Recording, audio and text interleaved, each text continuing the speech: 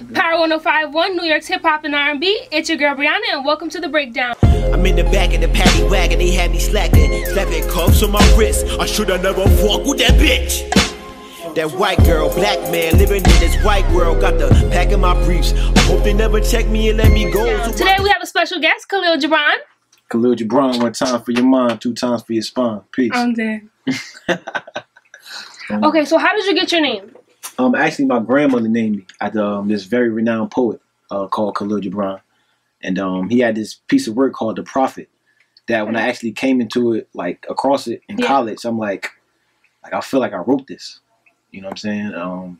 Basically, that piece of work was like spiritual text. And that was a point in my life where I was really getting into like spirituality and poetry. And I just read this guy who has my name, and Got you. You know what I'm saying? He's saying all the things that I would say. So I felt like it was only right to take that name. So what was it like for you on your spiritual journey, or just feel like finding your purpose, I guess? It was kind of weird because when you going through that journey, it's like you going through it by yourself. Mm-hmm. So it's like everybody else around you is just living their regular life, and you like almost borderline going crazy and going through different zones and learning different things about yourself. So it was a very enlightening period. I learned a lot about myself, and yeah. So what did you go to college for? I went to college for accounting. Okay. Yeah. And how was that like? Did you finish? I did not. Okay. I took a little break too. Yeah. I went for economics. Nice. I thought I liked it. It wasn't. Why didn't you like it? When I took accounting actually in high school, my senior year, I had this teacher. Her name was Miss McGarry. She was like my favorite teacher. I had 100 every like marking period. So when I got to college, I was like, I love accounting. And I realized like I love the teacher and not accounting. Like I just like the way she taught it. I just got it really good. Right. So I kind of like wanted to take a break because I felt like I wanted to figure out what I wanted to do rather than go to school 4 years, get a diploma, And then be like, what's next? Yeah, like not be able to use it. Right. So when did you decide like accounting wasn't for you? Well, I had the same moment I decided college wasn't for me. Gotcha, okay. I found myself like really teaching myself. And it's like, all right, I'm buying these books. I'm in my room and I'm reading them. I'm soaking up the information, and I'm still paying these people thousands of dollars, and I'm teaching myself. So I might as well teach myself for free. So you're from Newark. I am. What was it like growing up out there? Whew. It's rough, but it doesn't seem rough because like you just get used to it. Yeah. But it'll give you thick skin. I'll put it like that, and it just gives you this outer layer of just grit to where as though you could go anywhere, walk in any hood, anywhere in the world, and just feel comfortable. Okay. Because I'm from New York. So how do you feel like that developed? Like helped you develop your sound? Because I'm fearless. Like I'm confident in my ideas. I'm confident in my energy. I'm confident in my message. So and it just inspires it. It just animates it. It just helps bring everything to life. If I was like from the suburbs, I don't think it would have that much vigor. You know what I'm saying? Okay. So yeah. So with your song "Fuck 12," I just watched the video for that. Nice. And there's a lot. I saw you were in like an abandoned prison, right. And you were like in the back of a cop car. Right. So where did you get the idea behind all this stuff? It's a funny story because I was actually performing that record for 2 years. Oh wow! Okay. Before I did the video, so it was like every time I would perform it, it's like I guess like a piece of the video would unravel in my head, and over time, the collection, the scene just accumulated. And there was actually a lot more I wanted to do for that video, but couldn't fit it all in. So how did you get a Newark cop car and into an abandoned prison? Well, it so happens that when we was shooting outside, like Newark cop car just pulled by. No way. It was just like the universe type of thing. Yeah, you just act like a real. That was a real cop. Yeah. Oh, it was a real cop. Wait, what do you mean? In the Fuck 12 video, when you was getting he was getting arrested in the back. Oh no, that guy actually works at my job. Oh, no way. Yeah. Very cool. So where do you work at? I work at a country club. Okay, very cool. Yeah, on my Esquire. Okay. Right. So what you do over there? Okay. Oh, very cool, very cool. I used to work at a restaurant once. Really? I liked it a lot. I did. I worked at Capitol Grill. Really? Yeah, I was a host. What'd you like about it? I like that everybody. I like more so the back of the restaurant, like how everybody moves as a family. Like, I got like a whole new respect for people that work in a restaurant. Because I remember one time, like, you know, like the service assistant that like helps, like they do like bread and water. Right. When they did that part, like there was this one guy. I remember he went to a table and he was like the sweetest guy I ever met. And he went to a table and the lady was like, she was mad because he offered her like regular water, and she was like, "Don't offer me water like that." And I was like, "Miss, don't talk to him like that. Like, no, like that's not happening." He was a whole grown ass man. And after that, it just made me get like a whole, because you go to work, you know, you be like hungry, then like you want some bread, like they'll give you food in the back. Like the dude, you know, they have each the cooking stations. There was one dude, he would make me breakfast every morning, like every single time I got there. That's nice. You know what I mean? So it made me have like a whole different respect for the process behind it. Snaps to the process. Very cool for the process. Yeah. Very, very cool. So you started your own record label. I did. So what made you do that? Just really just watching Hove, honestly. Okay. I seen a lot of artists around me, and they will always, you know, say not nice things about the industry and about the business, and about, you know, just a lot of horror stories about seeking that external validation to validate yourself as an artist and as a brand. Gotcha. And I got a little taste of that, like when I used to do showcases, and I didn't like that. I felt like I needed to empower myself, and I don't need to beg anyone to say I'm dope. Feel that. So with starting your own label, are you looking to sign other people, or are you looking to represent yourself and then build that into something later? Well, a little bit of both. I got a few artists that I want to work with now, but it's just like, gotta get the capital. You know what I'm saying? Definitely. Yeah. I know what to do with them, but it's like, it's a lot going on with myself right now as far as trying to get myself in a proper position to really excel and show the world what I have. Very cool. Cool. What I'm saying? But that's definitely on my mind, day in and day out. So you're figuring out the process for that now? For sure. I have whole like curriculums for the artists I'm gonna be working with. I'm gonna have like a creative boot camp. Like it's gonna be real. Very cool. So for your freestyle, Lose Your Face, the video for that too. 2 guns in your face. Right. Crazy. Crazy. So again, that too. How did you come up with that? Actually, that was an idea from my producer, Trap Dan. Okay. And it resonated with me a lot just because that's what it is when like I walk outside my house. Wow. I don't know if you know, but I got shot in the head like 4 years ago. Wow, I heard a little bit about it. If you don't mind if we talk about it. For sure. Yeah. I was with 2 of my producers, E-Class and Fade, and this is my first time linking them up. I was so eager for them like to meet and collaborate. And I'm like, yo, y'all both dope. Like let's work. Yeah. So we at E-Class house, you know, we building whatever. And that first session we were just like really kicking it. We didn't really get a chance to create that much. So we ended the session or whatever. I leave and walk home. E-Class live around the corner from me. Got you.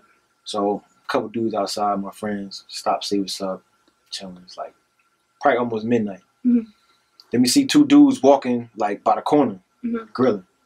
But you know, we in Newark, so it was everybody grilling. Gotcha. You know what I'm saying? So we ain't paid no mind. Fucking 5 minutes later, they came back, weapons drawn, and just start letting off. And me first, I'm like shocked, like, damn, this is really happening. Then I finally came to, ran down the street, and we stopped shooting. They ran off, got in their cars. I had my man down the street. Oh, I got hit. Wow. Everybody scattered, adrenaline rushing. Yeah. So I started checking myself. You feel me? And I had short hair at the time. I had waves. Gotcha. Okay. Wow. Yeah. So I had a do-rag. So I'm feeling my head. Just feel a tennis ball in the back of my shit. Like, now look, my hand is full of blood. I'm just like, wow. What was the first thing you did? I told one of my friends, I'm like, yo, check me out. I think I got hit, bro. Like. Well, so you were calm at this point, though. Oh yeah, very calm. Wow. So he looked, and he just gave me a hug. So then yeah, that was it. Yeah. So that's crazy. I'm like, I'm thinking to myself in this point, like, nah, my story can't end like this. Like, it don't make sense for it to be this way. Like, I got way too much more to do. Like, God wouldn't end this like this. So on your way to the hospital, you had a sense of what was going on the whole time? Oh yeah. Wow. My friend, because we got drove to the hospital. Okay. Yeah, so my friend, he got shot in the leg. His pants down in the car. He having a panic attack, and I'm just super calm. Super calm. Calming everybody in the car. just because I know I got faith. Got you. That's amazing. So what was it like? And, you know, thank God you're here. For sure. Very cool. So how did that process, like, change your life? Or just, like, how was your healing process? You know, it's kind of weird because before that, like I said, I was studying, like, spirituality. Yeah. And I was studying, like, a lot of 5% Nation. You familiar with those? Like, God Body? A little bit. Yeah, well, basically, they believe, like, we are the personification of God. You know what I'm saying? Like, there is God in us, and all we have to do is tap into it. So I was studying that information at that time, and that was just proof for me. You know what I'm saying? I don't know how to really explain that, but yeah, it was just proof that everything that I believed in, that I was protected, and I was, I guess, highly favored. If you want to say that. Yeah, definitely. So did it take you some time to start feeling like safe again, or just get back to your normal activities? Yeah, it did. It did. Like for a while, I wouldn't like hang outside for a long period of time. Like I just say what's up and I just dip. But you know, you get to a point where you just like you gotta live life. You can't. I'm not about to have anybody make me be in fear, or you know what I'm saying. Like I said before, I'm fearless. So. Got you. Yeah. Very cool. So do you feel like were you writing before this happened? Music? Yes. Yes. So do you feel like your music changed after? Oh, for sure. Yeah. For sure. Because prior to that, I was like a very, I guess you could call like lyrical boom bap conscious artist. When I was like just focused on making the dopest lines, like the wittiest lines and most clever. And it's like when that happened, that like unleashed the beast out of me. Gotcha. Like everything that I was like suppressing or didn't feel like I had to say. Now I feel like that situation made me see it. Very cool. So I noticed that in some of your songs, you definitely want to talk about a lot of stuff going on, whether it be political or police brutality. And then you have a song like "Take a Shot," and it's like you can listen to that, you know, in the strip club. The balance. How do you find your balance when you're in the studio or just getting ready to make a new project? It's part of my life. Like I told you, I work at the golf course. Yeah. So I'm hanging around millionaires and people who work on Wall Street and Charles Schwab and all these other high financial companies. Then I come home, I hang with literal killers and drug dealers and murder and burglars. Yeah. So do you golf, by the way? I do. So how do you know how to golf? I'm just working it, honestly. Okay, cool. Yeah. So before you were working there, you didn't know how to play? Didn't know anything really much about golf. People took care of me there. They gave me some clubs. Yeah. Very cool. Do people ever ask you to like come play with them in the middle of their games? Sometimes. Is that even a sport where you could play with two people at once? Am I thinking like ping pong? What is that? What is mini golf? What is that? Is it the same thing or no? Kinda, but you could play with 4 people in one group in golf. Okay. Yeah, but this is a country club, so it's kind of like a members only type of thing. Yeah. They let us play like once a week there on Mondays. So. That's cool. Very cool. That's cool. Very cool. It's something to. Do you play any other sports? Yeah. What else you play? I play basketball, baseball, football. Trash. What you say? Trash. Yeah, I still got to see this guy on the court. I hear a lot of talking, so we gotta see what that's about. We gonna record that for Bryana too. Yeah. So when you guys play basketball, like what is that with guys where it's like you guys take it really serious, like? Because it's more of a man pride thing. Like you gotta really back up what you say. So is it a thing where it's like if you beat your friend, like are you gonna not be friends anymore? Like what do you guys? Oh no, you're gonna be my friend, but now everybody's gonna know I beat you. Okay, yeah. So it's like a thing where it's like you want to talk about it all the time, kind of thing. Right.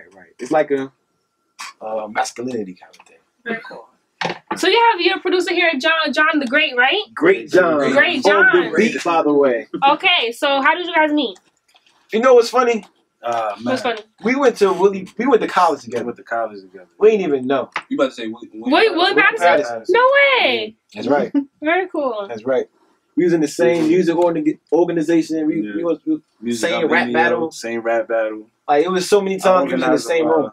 I organized the rap battle, and I was also in the rap battle. Okay, and so you rap and produce. I rap, but right now I took the back seat to where I just use my expertise to guide artists. Okay, very cool.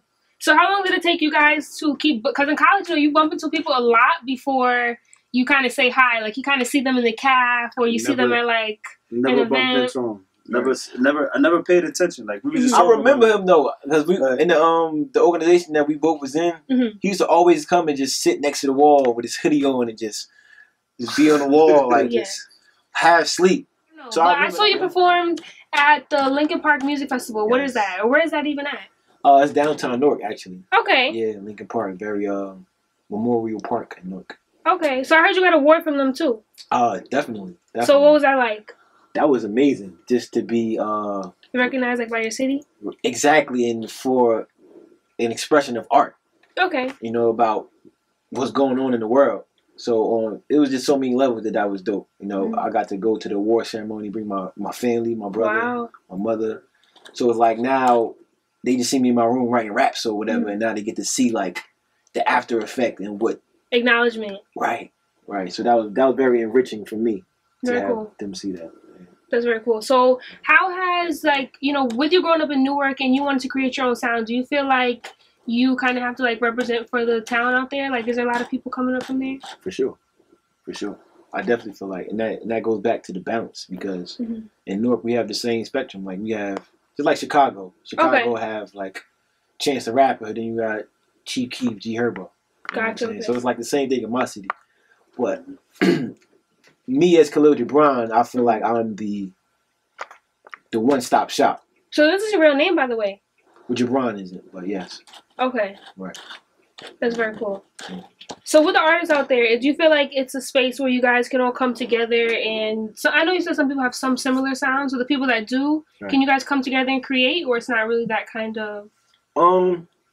It's really on it's on a bubble. Like, it's on the verge of it really being that. But how I feel like it is right now is like everybody's waiting for that one person to pop. Exactly. And not for nothing, I feel like that's gonna be me. Okay. You know what I'm saying? Because a lot of people pop and they didn't come back and make sure everyone was a collective and make sure that that Jersey or wherever we are is like flourishing. You know what so do you feel like if you get a platform, it'll be like not your necessarily responsibility, but something you want to do to like uplift your town or just as a people? For sure. Because we have so many legends come out of Jersey. Redman, Lauryn Hill, Queen Latifah, and it's like we rarely see them reach back and like uplift the up and comers. You know what I'm saying? And that would be a great help for me right now if I had one of them just to, you know what I'm saying? Because like at this stage in my career, I'm doing a lot of groundwork, a lot of shaking hands and kissing babies. And like if I had somebody to accelerate that process, I could just get back to being an artist. Yeah. So do you feel like it's definitely like not necessarily not supportive, but you feel like they could be more supportive, or just? I feel like we're getting there. I feel like we're taking steps to get where we need to be. Very cool. So are you gonna have any more visuals coming out? Oh, for sure. I got one coming up. We got a new song called "Look at Me Now." Whoa, and that's gonna be another movie. It's gonna be crazy. Yeah. It's gonna be off my next project. Okay, so what's that called? Magnum Opus. Wow. Okay. Yeah, which is in Latin, translates to masterpiece, the great work. So how did you come up with that, or what's your message behind this project? Really the message in that, and it's like, to me, the greatest work you can do is on yourself. Okay. And which is self-transformation. And again, taking it back to the balance. To be our best self is to be balanced. So we're back here with The Breakdown. So let's get into your new album, Magnum Opus. Right. Well, that's really about holistic living. Wow, okay. And I get holistic facials. There you go. Yeah.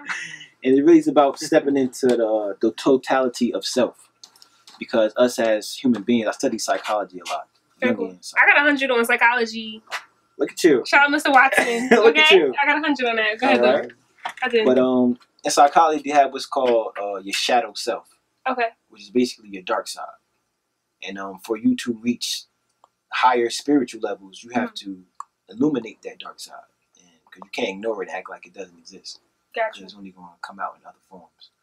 So a theme in that project is like I said before, I was really like real boom bap conscious rapper. Yeah. And everybody will always tell me I had to make a certain type of song. And I would like be more mainstream? Yeah. And I would like repress it and be like, nah, I don't need to make that. I could just do me. You know what I'm saying? And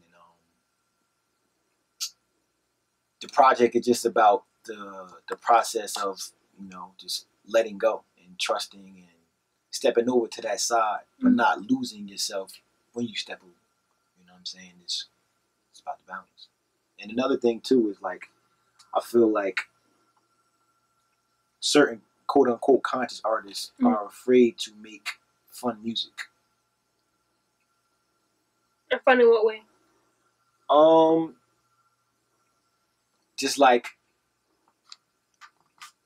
you wouldn't see any of them on a song with Young Thug. That's what you're saying. And it's like, I feel like it shouldn't be that way. I feel like, and well, that's the point of the project, just to show the balance and to speak to people on a different spectrum. You know what I'm saying? Because see, like I was talking to him, it's certain things that is not even able to really be put in words right now because I'm still like, this is like a dissertation for me. Like that's how I'm taking it. Like it's a real project. Like it's gonna come with visuals. We're actually writing a movie to it as well. Wow. Okay. Yeah. So with the writing the movie process to it, what do you need somebody to help you write that, or are you gonna? Well, I'm gonna have people write about you. What you mean? Like the movie for it. No, I'm writing. Okay. Yeah. I've been studying on like how to write an actual movie. Right, Act 1, Act 2, character development. The stuff behind it. Right. And then I noticed too, and you started like is that a podcast, The Divine Minds, I think it's called? Yeah, something like that, yeah. So I noticed a lot of it, you like had actual people from Newark. Is that the same from your movie? Is it going to be like real people from your hometown? Or are you going to want to get other people? For sure. Everything authentic. Because basically it'll be my life story, like my Get Rich or Die Trying on my 8 Mile. So. Okay. Yeah. Very cool. Definitely. So last thing I want to ask you is that abandoned jail scene. Where was that? That was the old county jail. Essex County Jail. It's now abandoned, but they still have it there. They have like a gate that we had to like hop a little, not squeeze through. Allegedly, you allegedly had to get in through there. Alleged trespassing. Right. But yeah, we got in. Was you scared? Well, not scared, but like you know, it's always something black people do. They don't be going. They do, but like you know when they be hearing like little ghosts and stuff come out. That's when I gotta go. That's when it's like. Everything stops. Like I you know. Yeah, we breaking into jail. People trying to break out. But nah, I wasn't scared. It's your girl Bryana. It's your boy Khalil Jibran. One time for you, man. And I just left the breakdown with Bryana. You never live in heavenly. Better be 70 reverends prepping me for the hills on them Beverly.